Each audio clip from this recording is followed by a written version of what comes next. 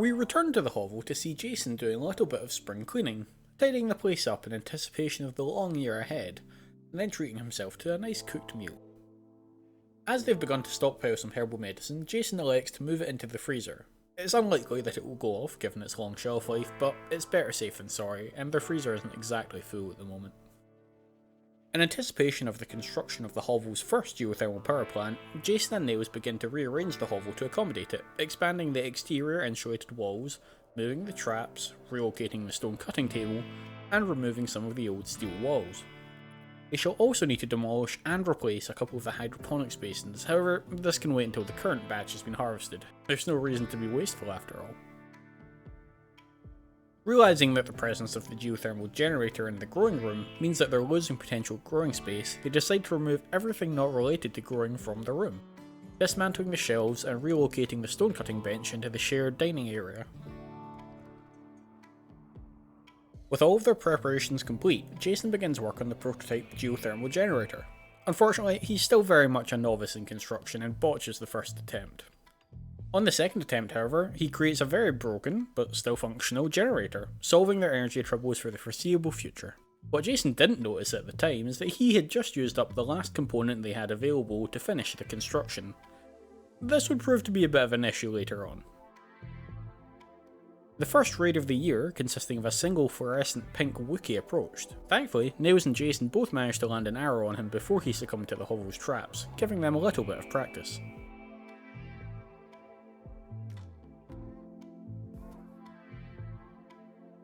For a moment, Jason considered saving the Wookiee and trying to recruit him to their cause, but after a quick perusal of his abilities, Jason thought better of it and left him to bleed out.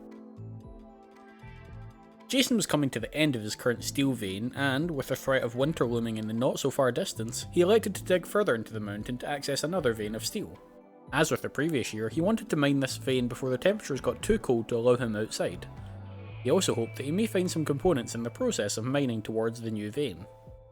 Unfortunately, there were no components along the path, however he did come across a small node of jade. A travelling bulk goods trader arrived and Jason took the opportunity to sell off their detritus. Unfortunately, he had yet to realise that he had used up the last of their components, so he didn't purchase any more, and instead decided to purchase a mating pair of ducks. Despite the hostile conditions at the hovel, there was a method to his madness. Pemmican was likely to be their food of choice for travelling off the glacier, and it required both meat and vegetables, so having a source of meat would make a lot of sense. Excited with his purchase of the new additions, he immediately set about mining out an area in the base in which the ducks could live, away from the biting cold outside. As he decided to try and build a new heater for the ducks, Jason finally realised he had used up the last of their components.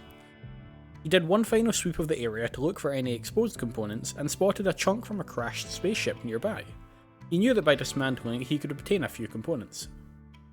Using the newly obtained components, they built a new heater and a couple of new hydroponics basins. With the arrival of the ducks, they would also need to be producing even more food to feed them. It was as Jason tried to decide where in the duck pen to place the new heater that he realised he had made a mistake so silly that his palm exploded through his face.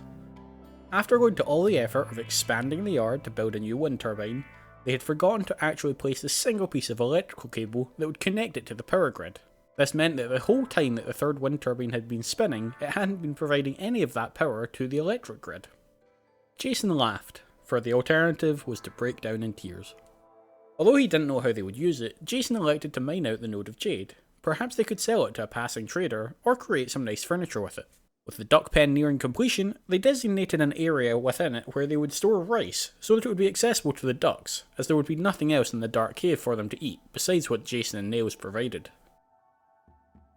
In the hopes of supplementing their vegetable meals with some protein from eggs, they placed down some egg baskets to collect them from the ducks. The guys decided to set up a couple more hydroponics basins with the last of their components, to maximise the use of the space in the growing room. Now that they have so many basins, they decide to switch one to cotton. It'll take a while to get enough to craft anything, but once they do, they can ensure that they're both outfitted in the warmest gear possible to help survive the glacier. Given the limited nature of their food resources, Jason was conscious that they couldn't support an abundance of ducks, so he attempted to preemptively set up instructions for how they should handle the flock. His goal was to retain at least one adult male duck and 3 adult female ducks at all times. He figured this would allow them to be continually producing new ducks for meat and new eggs for protein, all whilst keeping the overall flock size quite low. It was the first time Jason had tried anything like this, but he thought that given the gravity of their situation, it made sense to try and be as efficient as possible. As winter proper set in, Jason was eager to focus on his research so that he could develop new methods of helping them escape the glacier. In order to keep Nails busy while Jason researched, Jason passed all of the mining and construction duties onto Nails and set him off building a workshop. Once the cotton started to accumulate, they would need a tailoring bench to turn it into clothes, and having the stone cutting bench in their dining room was causing them to find some gravel in their meals. Locating both of these production areas in a dedicated workshop would be a significantly better idea, and besides, being stuck inside all day was leaving Nails dangerously bored. An impid from the Mephomi tribe arrived to try and raid the hovel. Jason and Nails tried to lure them onto the hovel's traps as usual, however this raider had come equipped with a bow, so was only too happy to stay at a distance and trade shots. Eager to let the traps do their work so as to avoid being hit themselves, the guys retreated out of the raiders' range to force them forward. Jason received a glancing blow from a passing arrow in the process, but the trap did trigger. Sadly, the trap wasn't enough to take down the raider on its own, so the guys were forced to get their hands dirty and take him out. Given how much time Jason was spending on harvesting rice when what he really wanted to do was research, he elected to replace 2 of the rice basins with potato basins. These would both take longer to grow and produce a higher yield, which would reduce the amount of time he had to spend harvesting in any given week. As was tradition at this point, they utilised their abundance of stone bricks to floor the new workshop. Jason and Nails were beginning to feel bad for the ducks though. It felt kind of cruel to keep them in an area with no natural foliage, but there wasn't any nearby for them to provide anyway. In an effort to make the pen mildly more acceptable to their feathered friends, they installed a couple of plant pots to add some mild form of greenery to the pen. 2 unfortunate people crashed to the glacier and, upon inspection, one of them, named Will, had a lot of skills that might prove useful within the hovel. Jason and Nails weren't sure if they could really sustain a third member of the colony yet, but they decided to take Willow in and treat her wounds and let her make the final decision herself. After tending Willow's injuries, they let her stay in the dining room. However, Willow's continued accumulation of frostbite soon revealed that a disaster had been slowly creeping up on the hovel for some time. The temperatures had dropped so low outside that the hovel was no longer able to keep its temperature at safe levels. This was soon exacerbated by the breakdown of a heater in the growing room. With no components, they couldn't repair the damaged heater, nor could they make any new ones, so they elected to close vents to the less important parts of the hovel to try and consolidate the remaining heat in the areas that needed it the most. While Jason contemplated how to get the hovel back to safe temperatures, an incident occurred. As it turns out, the instructions that Jason had left on flock management hadn't been as clear as he had hoped, and Nails had unfortunately begun to slaughter the ducks, including the only male duck they had. It was a bloody and sad affair, which didn't really help Jason's stress levels. This unfortunate cock-up left them with 4 female ducklings and a single fertilised egg. As they no longer had to worry about the flock becoming too large, they simply allowed the remaining ducks to function as egg producers, transforming the rice they were fed into protein for Jason and Nails. With no solution to the devastating cold in sight, the growing room dropped below freezing, causing the deaths of the crops inside, and once more showing how unstable things were in the hovel. Despite all of the progress that had been made, each winter was still a huge trial just to survive. Securing food was the first priority, so all functional heaters were relocated into the growing room. The only one that remained outside of it was the heater in the duck pen. Jason was determined not to let the ducks down again. Becoming desperate, they dismantled the damaged old heater and one of the batteries to see if they could retrieve any components from them. Managing to obtain a couple, they used them to build a new heater in the dining room. Given that it shared a vent directly with the growing room, it would allow the heat for the new heater to also help the growing room, while giving them a warm room to hang out in.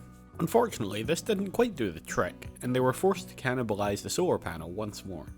It had never produced that much electricity for them anyway, and with the geothermal generator, their supply was quite comfortable. After enduring the struggles of the hovel, Willow elected not to stay and promptly left for greener pastures. Or, to be honest, more likely an icy death a few hundred feet away from the door. The issue with generating heat in the dining room was that there was only one door, and an uninsulated wall between the dining room and the yard, so heat would quickly escape. Deciding to finally remedy his earlier planning failure, Jason dismantled his very first wind turbine, reclaiming its components, and also clearing space to build further insulation for the hovel, along with space for a heat lock system to stop heat escaping when they exited or entered the yard. This time, he made sure not to forget to reconnect the power grid. With the heat issues resolved for the moment, they decided to move the batteries out of the growing room as it would allow them space for an additional hydroponics basin. Not wanting to make a mess of the dining room by leaving batteries lying about, they elected to carve out a small nook between the workshop and Neil's room in which to store them.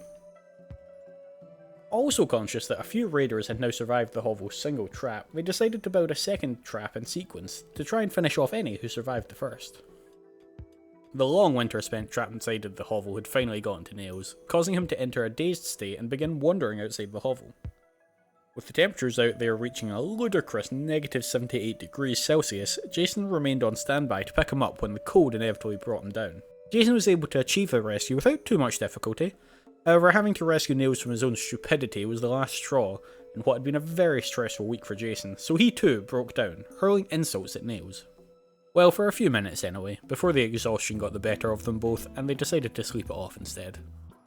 Nails soon finished up the battery nook and relocated them. Building the new hydroponics basin would have to wait, however, as they were still short on components. In a bid to find more, Nails began strip mining in the mountain. Finally fully finishing his research into geothermal power, Jason decided to start researching how to make pemmican. He knew it would be needed for the journey off of the glacier. As he was making this decision, 2 of the ducks came down with flu. Thankfully the guys had stockpiled some medicine. After the accidental slaughter, they were determined not to lose any more of their small feathered friends, so didn't hesitate at all in giving up the medicine to help the sickly ducks. As the guys were planning out the flooring of the newly expanded hovel, a raid arrived from the Backfay tribe. This was no simple raid, however. With 3 members of the tribe arriving, they outnumbered Jason and Nails for the first time. Between the traps and a few carefully placed arrows, they made swift work of the first 2 raiders, causing the third to turn tail and run. Nails, however, was sick of these people trying to take what they had worked hard for, and he channeled his anger into a single final arrow. It flew fast and true, ensuring the last raider never made it back to the Backfay tribe. Before they had even had a chance to reset the traps, another group of raiders arrived. These raiders posed a whole new danger. They had brought guns.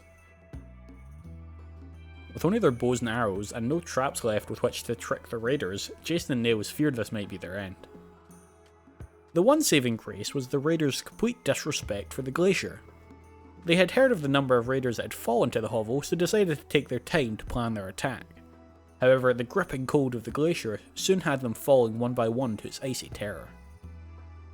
As the last raider turned to flee, Jason and Nails emerged from the hovel to claim the weapons of their fallen foes. Now they would stand a fighting chance if they ever returned. It wasn't long before they got to test out their new weapons. They made light work of the under-equipped raiders.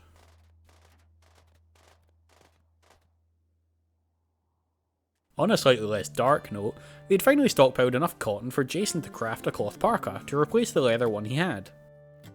This would help increase his tolerance for the low temperatures outside. Completing the parka, Jason elected to make a new toque for Nails to give his head a little toasty insulation, thinking that they could wear them over their parkas to further increase their resistance to the cold. To practice the recipe he had been developing, Jason began making pemmican. He wanted to start to build a store of it so that he could use it to sustain them when they decided to make the long trip off the glacier. Nails continued to strip mine the mountain in a desperate search for components, but was having very little luck. A group of hyenas wandered onto the glacier and very kindly invited themselves to be part of the hovel in a not-so-secret attempt to steal Jason's food. He quickly turned this plan against them, however, trapping them in the yard and butchering them one by one to feed into his desire for more pemmican. Another small raid arrived. Under-equipped and slowly freezing to death, they stood little chance. However, they were just the vanguard for the most dangerous raid the hovel had yet seen. 5 raiders approached from 2 different directions, some armed with guns. This was sure to be a dangerous event.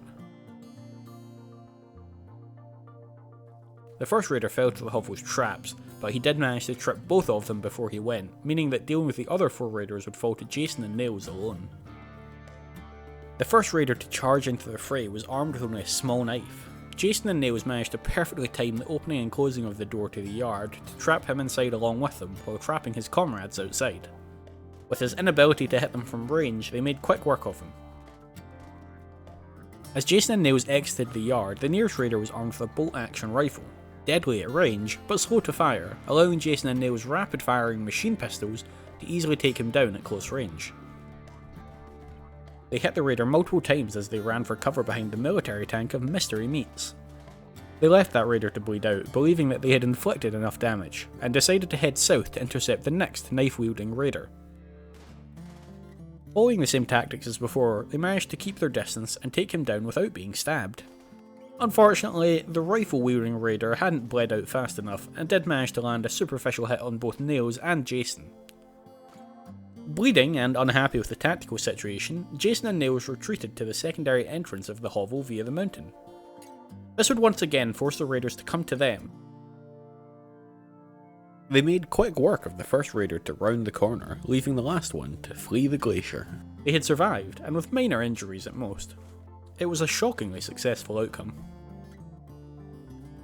As the year wore on, Jason finished his research into pemmican and began researching packaged survival meals. These also had a long shelf life, but instead of requiring meat and vegetables, they required only protein and vegetables. Protein which could be easily obtained from duck eggs. As they slept, another chunk of spacecraft fell to the glacier. It would finally provide some of the additional components they had been so desperately looking for. Soon after, an exotic goods trader arrived. Sadly, they weren't interested in buying much from the hovel, however Jason had learnt his lesson many times over, and ensured that he purchased as many of the components as he could. He really didn't want to run out again. Jason soon realised his mistake in placing his faith in the packaged survival meals. Creating them would require a lot more cooking skill than either himself or Nails possessed. In an attempt to gain additional cooking experience, and potentially a product for them to sell to passing traders, Jason elected to begin research into psychoid brewing.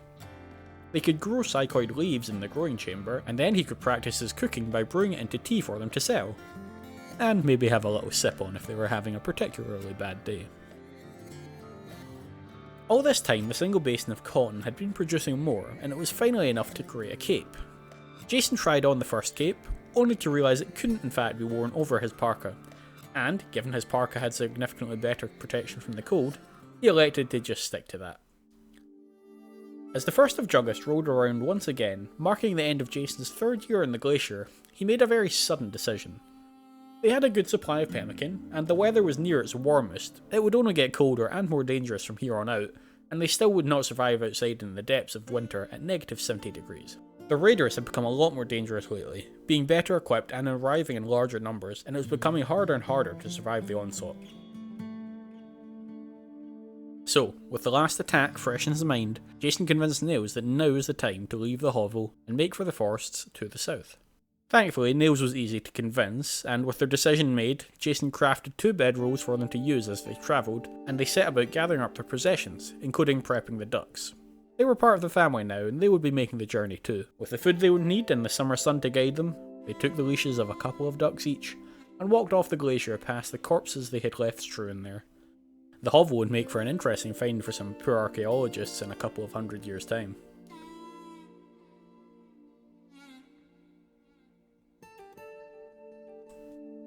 As we sit here and watch over Jason and Nails' journey off the glacier at long last, I just want to take a moment to thank you all for all of the support on the first 2 videos. It's gone well above and beyond what I expected when I first decided to start making them, and I'm just super appreciative for it. Although this is the final chapter in Jason's story, for now at least, I'm going to be making a lot more series, so if you enjoyed this mini-series, fear not, there shall be more coming down the line very soon. So thank you guys once again. I'll leave you to enjoy the last minutes of Jason's current adventure, and I'll see you again soon for the next one.